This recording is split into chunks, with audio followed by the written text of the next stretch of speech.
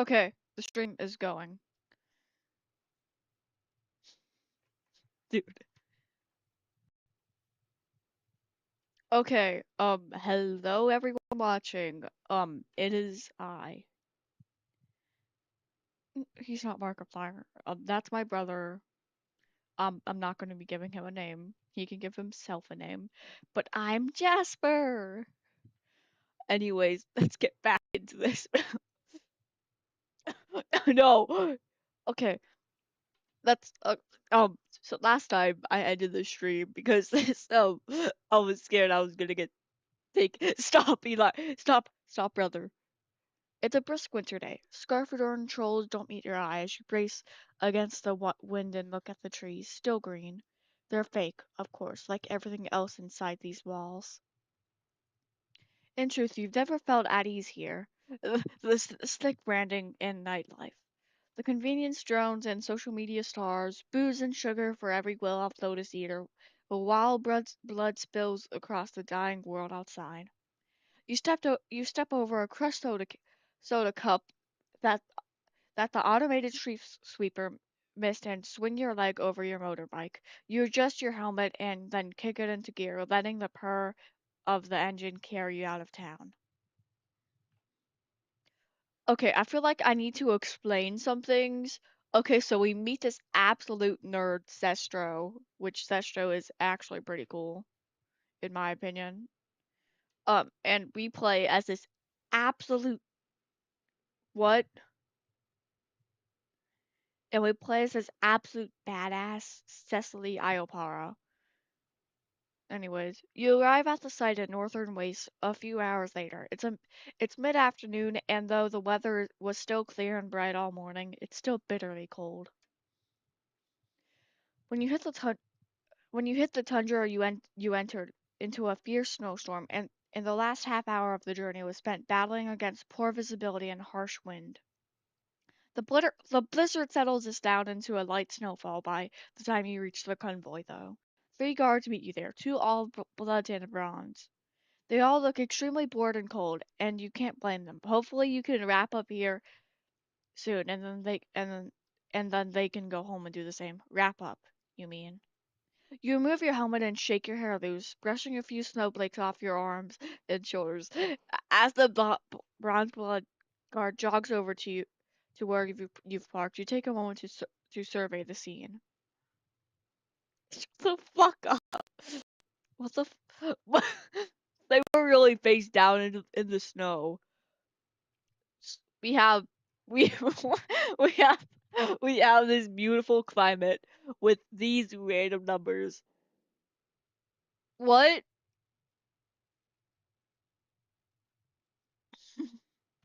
After after taking note of some key points of interest, you turn to you turn face to the guard as she greets you. She seems to be the one in charge, or rather, she was until you got you here. Just shut the fuck up. Once you've exchanged some formalities, flash your card and so on. Flashed? I love that. She walk she walks you through what's happened since the convoy was discovered. In short, she says not a lot. Nobody has disturbed the scene, the bodies or anything else, since the preliminary investigation late last night. Shut the fuck up. I don't know what you just said. Security only got wind of the event due to the vehicle's automated system, she says. Other than that, there's no indication of anything unusual taking place. What about before the security backup arrived, you ask? Maybe someone tampered with the scene in the meantime. She said it's possible, but they didn't see any evidence of that when they got here. What about the driver, you ask? She says what about that? She says what about them? You say that that, that there could be 3 bodies here, but you only count the 2 guards. She says, oh right, the subcontractor that assigned them to the job took the bodies away this morning. You say that's a pretty loose definition of not disturbing anything. She says, yeah, whatever. You're not surprised, though. Drivers are often equipped and outfitted with the company gear and uniforms, and their hands are usually chipped with the activation code and of the vehicle they're assigned to. It's it's only natural that they'd want to recover it as soon as possible. Still, you say, you'll have to chase that up later, and then and that's paperwork work you'd rather not get tied up in. The guard just shrugs, palms up, in the universal language of chronically underpaid. All right, you say, you get the picture. She says she guesses you'll be wanting to start the investigation. Then you say, yeah, it's been several thousand words already. She walks up to reconvene with her two colleagues. Oh, we got this meter. Throughout the investigation, your main goal is to find key pieces of information. The investigation progress bar on your overhead visor lets you keep track of this. Nobody knows how it works, if you're honest, but it certainly comes in handy. Not everything you'll find will get that happy little bar moving, but every time you store another inside increment, uh, a little feeling happens in your blood pusher. That feeling is called progress. You decide to investigate the surroundings. You decide to scout the surrounding area just to be sure. It's highly it's highly likely that the response team missed something when they arrived during the night. Starting with the ground, you starting with the ground between the transport and the bodies, you begin to sweep for footprints. You establish pretty quick. Okay, I keep on mispronouncing things, and my brother is probably making fun of me right now for it. He's a very mean man. My zero viewer. Yeah, my zero viewers.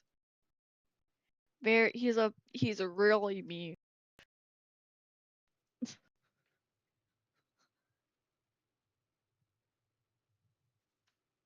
Hello?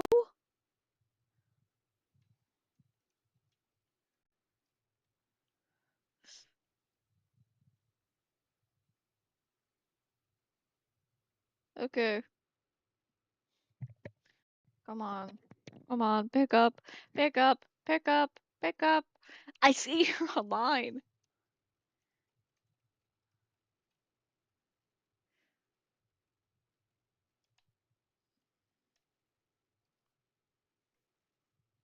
Okay, um, we're just gonna ignore that. You establish pretty quickly that the only tracks in the vicinity belong to you, and by comparison with the guard's footprints from earlier, your three companions. Otherwise, the snow which fell overnight has completely coated the ground in a pristine layer of white, sitting unbroken like a fondant on a Yule passing confec confection. You don't remember the last time you had one of those. Well, that's not true. You remember it with perfect clarity, just like everything else, but you'd rather not think about it. So you don't. What's important is that it was a long time ago. My hair. One moment.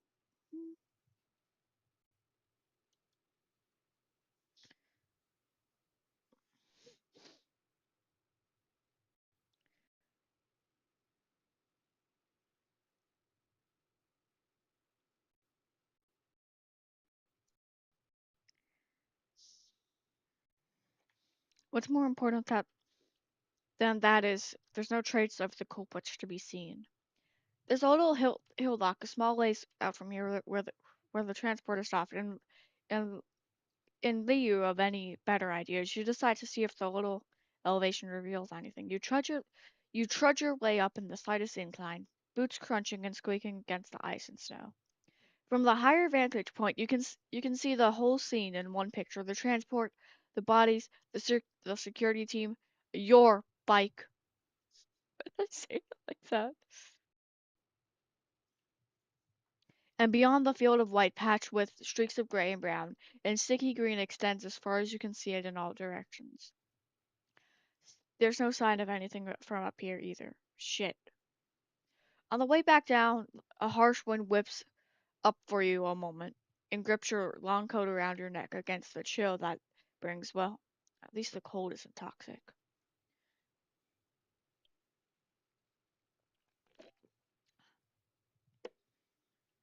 The northern wastes are forever buffered by the very worst reptons cal calcitrant clim cal recalcitrant climate has to offer. Almost no one lives here. The region seems to exist as somewhere to be traveled across rather than a real place in on itself. And while such places can sometimes be enjoyable to pass through, the very opposite is true here. Gonna kill him. I'm gonna kill him. I'm gonna kill him. I'm gonna kill him. Not literally, guys. I love my brother deeply. As much as I say that I am hate him, I really do love him deeply. Um, and also he's letting me use his headphones right now, which I need to get my own pair. I do plan on that. I just haven't yet. Or so big big non-existent shout out to him since I don't think I really can shout out someone with it when I have like 22 subscribers. Okay, anyways, let's get back into the stream. The way strikes at you as more of cruel joke than anything else. A deadly expanse separating the two, two of the planet's most populous regions. Its traversal is a perpetual nightmare, logistically and otherwise. You arrive back at the crime scene with no better idea of the situation than when you left. An absence of information ca- can itself be important detail, but there are no inside increments to be had this time. You'll need to try something else. You decide. Um, I think I think we should probably investigate the bodies. Oh,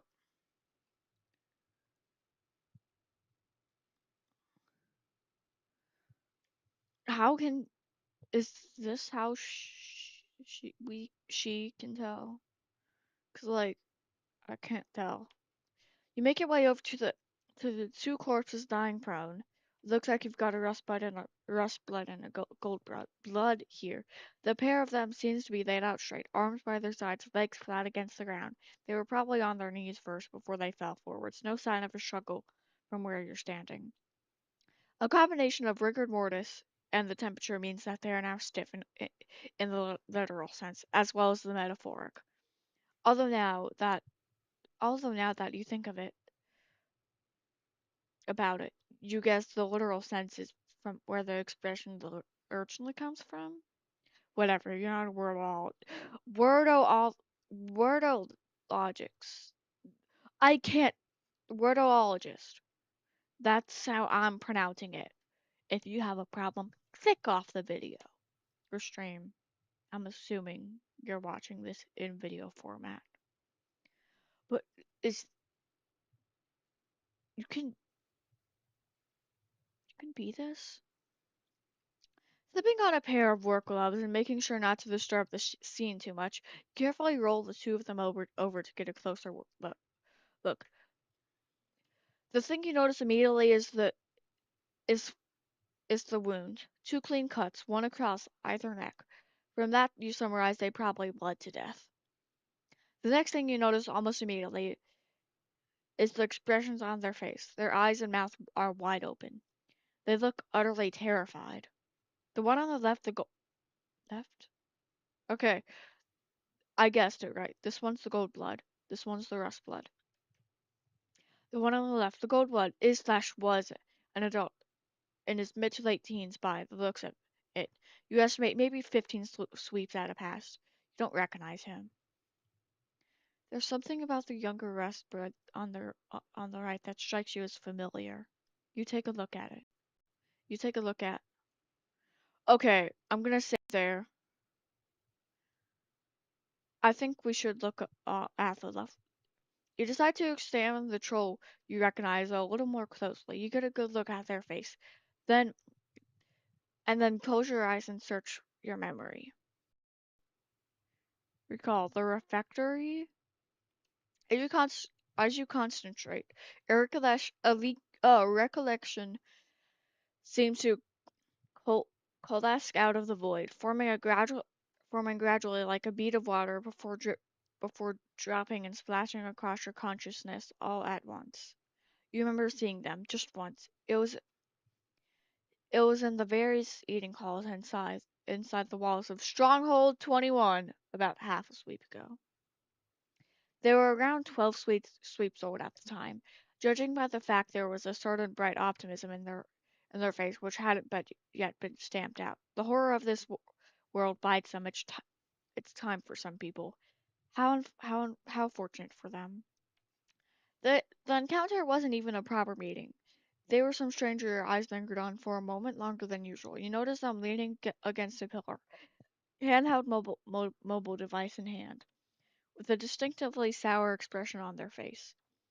The way they were drilling holes into the stream into the screen with their eyes gave the impression that they were waiting for someone to get in touch.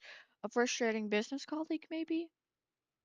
All Mother knows is that you spent enough corporate hours waiting for the right people to buzz you, and just as much time hoping they won't at all at the same time. You turn to hand her loop for three to the elderly Burgundy behind the counter. Her horns gnarled and helical. You could remember the exact amount if you cared to, but you're not focusing on it right now. After picking up the freshly boiled soda, carbonated but not glucamated, the lateral wheat fiber stack, you turn you turn back in their direction. While your back was turned, their face seemed to have morphed into a gleeful, yet still gentle, reserved expression of pure delight. They were they were now standing upright, excitedly tapping at their device in hands. Their eyes had softened at the corners, and a faint blush danced across their cheek. I really, I really love Cecily's words, the writer's team words. It's it's so perfect. Oh my goodness. Like, I think it's because I'm like fairly young and it's exposing me to new words and also me pronouncing like harder words. So um, I think that's also added to it.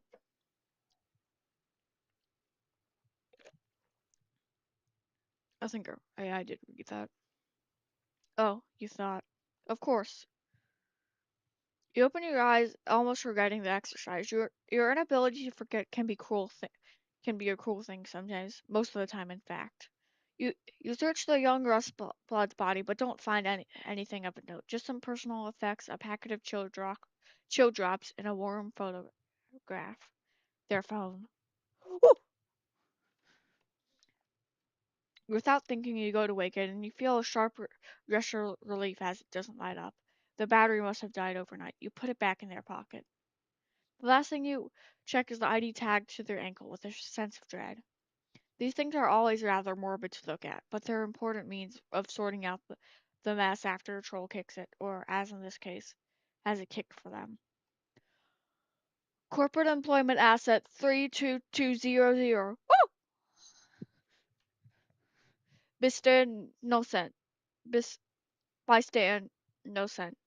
Designation logistically security. Will / testament undocumented bond mates M. The The last letter curls painfully in your chest. Shit. They have a bottom mate spread out there, somewhere. Someone who just felt a twinge of pain, but doesn't know why yet. Someone whose life won't be the same ever again. Be the same again.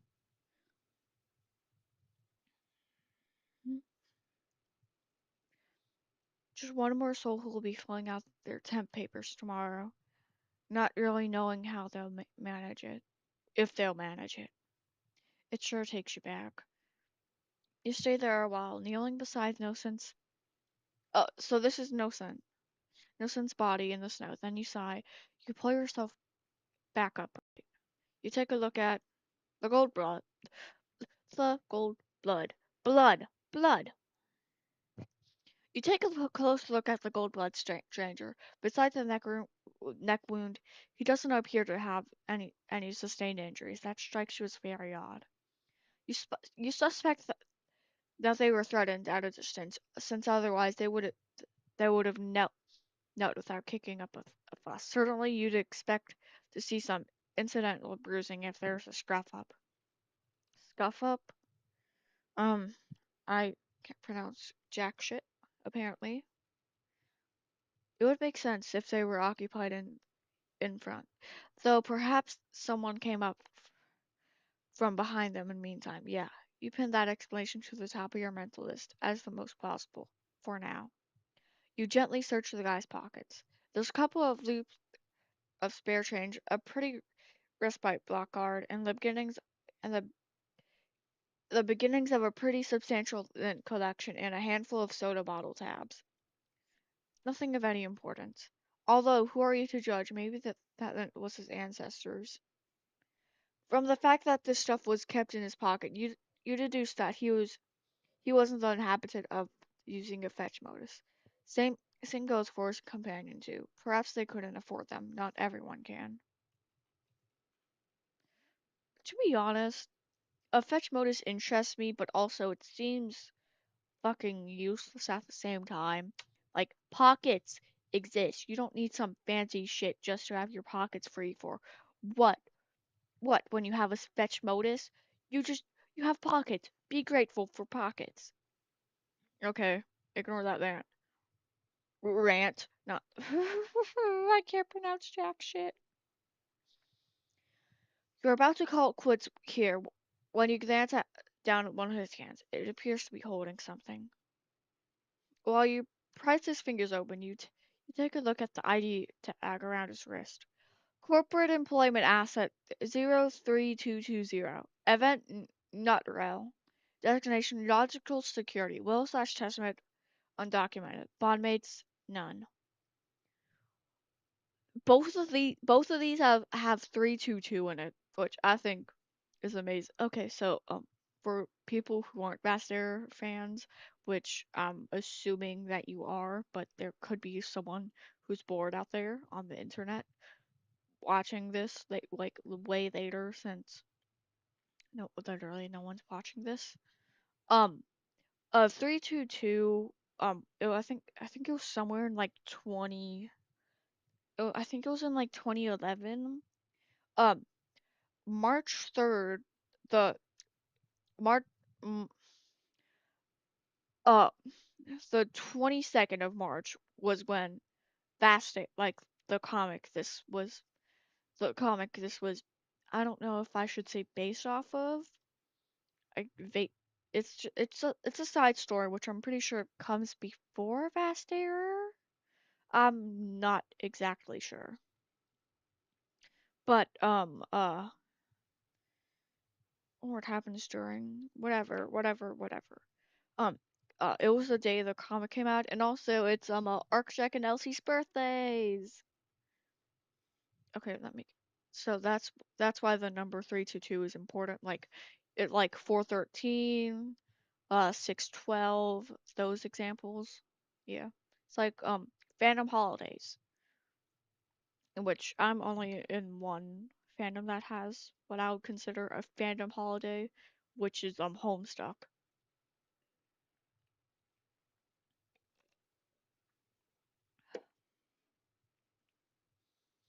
Poor guy. At least he's not leaving anyone behind to suffer sweeps of withdrawal. You don't let that thought carry on. You don't. Finally, you manage to force the hand open. Nestled in the palm is a small ball-shaped device. The surface has several small holes in it. There's a flap on the back that looks like a wing case. You recognize it as a maintenance drone. These things are always carried on logistic transports. They're used to check and fix mechanical problems, since it's feasible to have a resident mechanic for every convoy. This one looks like it's been crushed. Did this guy Nottrell do that? You try and rip a diagnostic from it, but it's probably been out in the cold too long to show any signs of life now. Perhaps this explains why the convoy was stopped in the first place, though. If the vehicle was tampered with somehow, then the first thing the crew would do is identify. a system failure. Um, I'm starting to get really tired of reading all of this, and also I want to play the game without streaming, which I don't know why I streamed it anyways. I don't upload YouTube videos. Why would I stream this game? I love this game. This game, I love it so far, and also it's giving me new words to add to my vocabulary. But I don't know why my brain decided to stream it. So this is probably going to be the end of the quote unquote series.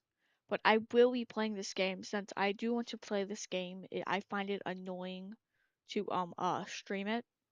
So bye.